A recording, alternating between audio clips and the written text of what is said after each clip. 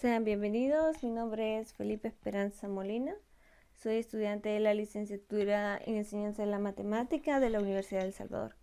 En esta ocasión hablaremos acerca de lo que es la geometría analítica, sus rectas, circunferencias y parábolas. Lo haremos de una manera breve, ya que cada uno de estos temas son demasiado amplios para tratarlos en un solo video. Veremos los conceptos de lo que es geometría analítica. Veremos también el concepto de circunferencia y de rectas, parábolas, los tipos de rectas y de la elipse. Para comenzar, la geometría analítica o cartesiana, ya sea llamada de esa segunda manera por el creador que fue Descartes, un filósofo francés, el cual dice que la geometría analítica es un puente entre la geometría y el álgebra, ya que él pensaba de que ambas guardan mucha relación entre la geometría analítica. Entonces, él decía de que al estar la geometría por un lado y el álgebra en otro, al insertar la geometría en medio, la geometría analítica en medio de ellas dos, le servía un puente de unión, ya que ambas tienen relación con ella. También podremos decir la definición de geometría analítica, que dice que la geometría analítica es una rama de la matemática que estudia a profundidad las figuras y su distancia, sus áreas, sus puntos de intersección, ángulos de inclinación y puntos de división, volúmenes, etc. Podríamos decir que la geometría analítica estudia a profundidad cada una de las figuras geométricas y detalla de mejor manera cada uno de los datos que componen a las figuras geométricas. Bien, para continuar veremos el concepto de recta. Cuando nosotros hablamos de rectas, lo primero que se nos viene a la mente son líneas conocidas comúnmente. Y empezamos a imaginar los diferentes tipos de rectas que hay, como las paralelas, las perpendiculares, las oblicuas, las secantes, las tangentes. Entonces aquí veremos lo que es la definición. La definición de recta en geometría dice que recta o línea es una línea que se extiende en una misma dirección, por lo tanto tiene una sola dimensión y contiene un número infinito de puntos. O sea, por decirlo así, ¿verdad? Las rectas es una sucesión de puntos que tienden al infinito, no tiene fin, las rectas no tienen fin. Entonces, en un teorema de las rectas dice, si dos rectas distintas se intersectan, su intersección contiene un solo punto. Entonces podríamos decir de que las rectas al tener su unión, cuando chocan en un solo punto. También tenemos los tipos de rectas, como lo había dicho anteriormente, que son las rectas perpendiculares. Cuando se habla de rectas perpendiculares, es un adjetivo que se utiliza para referirse a aquellas rectas que se hallan en un mismo plano, formando así un cuatro ángulos rectos. En otras palabras, las rectas perpendiculares aluden a dos rectas secantes que forman cuatro ángulos congruentes, o cuando al cortarse se forman ángulos iguales, ya que congruencia significa que son iguales. Entonces, simbólicamente, cuando queremos escribir la recta perpendicular, se escribe de esta manera.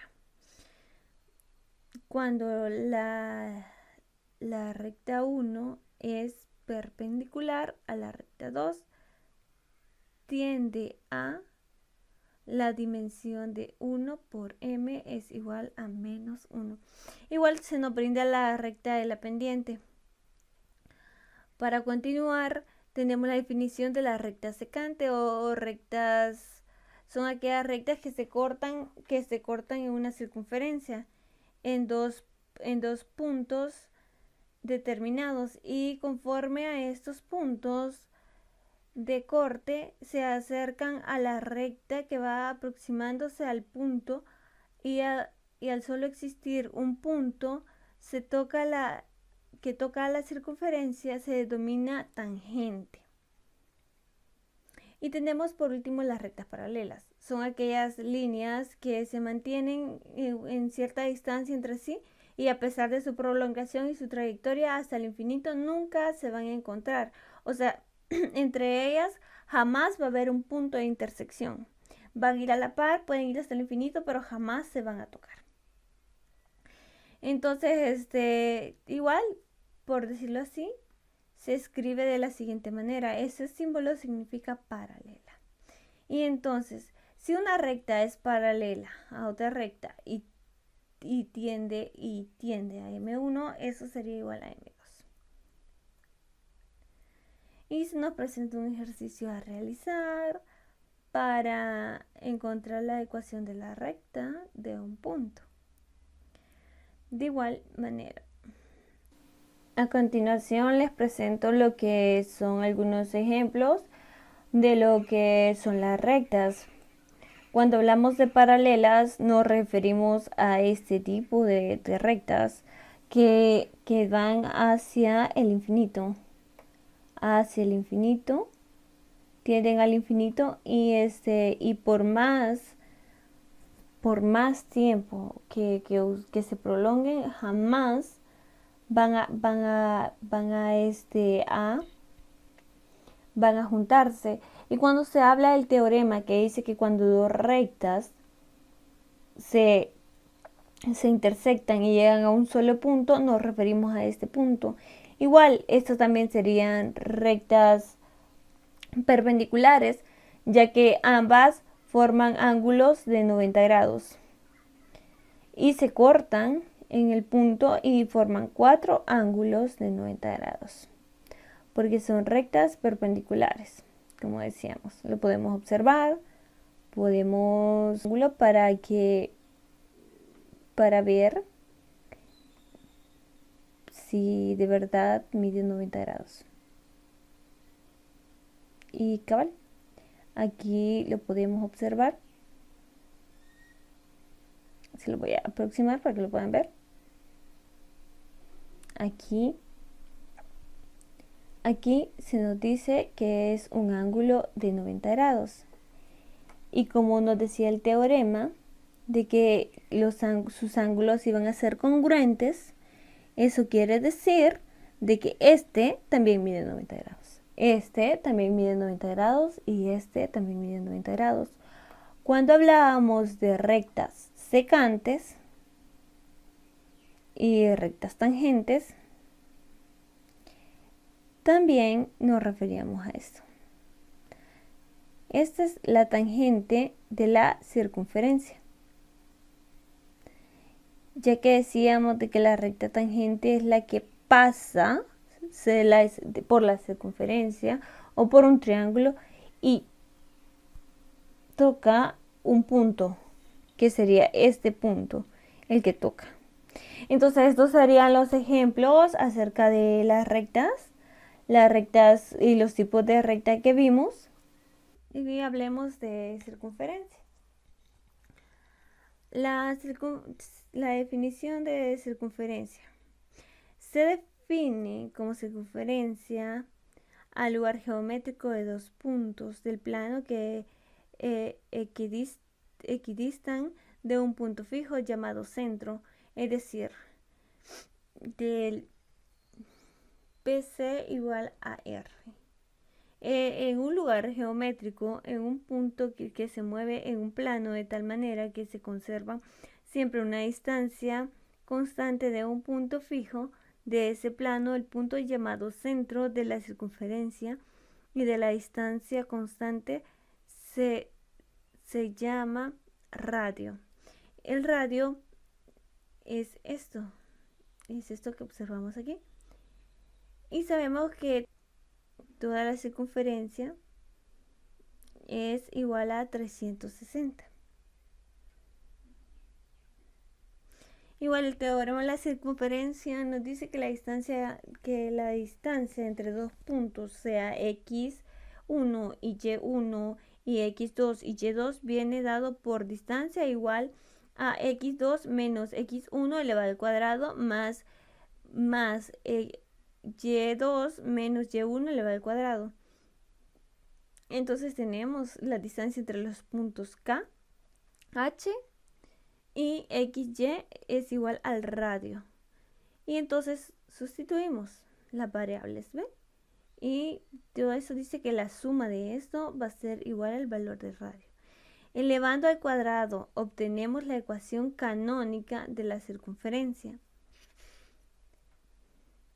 Del teorema que sigue que la ecuación de una circunferencia del radio y del centro es el origen x cuadrado más y cuadrado. Esto es igual al radio. Esto es igual al radio al cuadrado. Y entonces dice, hallando la ecuación de una circunferencia en el punto 2,3, esta es la circunferencia del centro menos 1, menos 1, como se puede ver en la figura siguiente. Entonces, ahora nos ubicamos en la ecuación. Por tanto, en el teorema da una ecuación de la circunferencia, que sería x menos 1 elevado al cuadrado. Esto x lo sustituimos por 2, a x lo sustituimos por 2 y el 1 que nos da la regla. Luego tenemos y lo sustituimos por 3 y el 1 que nos da la regla. Dice que esto va a ser igual a 5 elevado al cuadrado, que esto sería el valor del radio.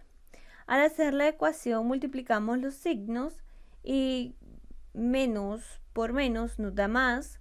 Esto equivale a 2 más 1 elevado al cuadrado, igual aquí, menos por menos nos da más. Podemos observar de igual manera que al hacer la operación 1 más 1 más 2 es igual a 3, eso nos quedaría 3 elevado al cuadrado, más 4, más 4 elevado al cuadrado, que eso nos sale de 3 más 1 elevado al cuadrado. Entonces, igual como hacemos la operación de los paréntesis, igual los dejamos elevado al cuadrado, la operación es y sabemos de que 3 elevado al cuadrado es igual a 9, 4 elevado al cuadrado es igual a 16, y entonces se suman, quedaría raíz cuadrada de 9 más 16. Al sumarlo esto nos da 25, y como sabemos que la raíz cuadrada de 25 es igual a 5, entonces el radio equivale a 5. Esto sería una ecuación para sacar la circunferencia. Quitando el paréntesis, aquí se nos explica.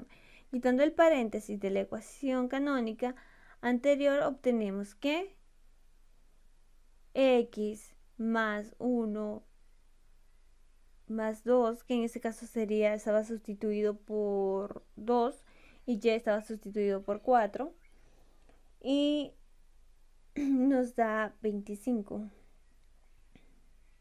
ya que elevado al cuadrado sería 9 más 16.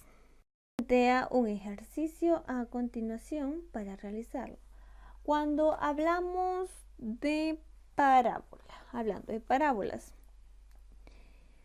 bueno, ¿qué podríamos decir? Esta cónica, llamada también parábola, se describe geométricamente como la curva que resulta de la de interceptar un cono circular y un plano paralelo a la generatriz del cono. Pero ¿qué es la generatriz? La generatriz es la hipotenusa. A la hipotenusa le llamamos generatriz en esta parábola. Entonces, podríamos decir,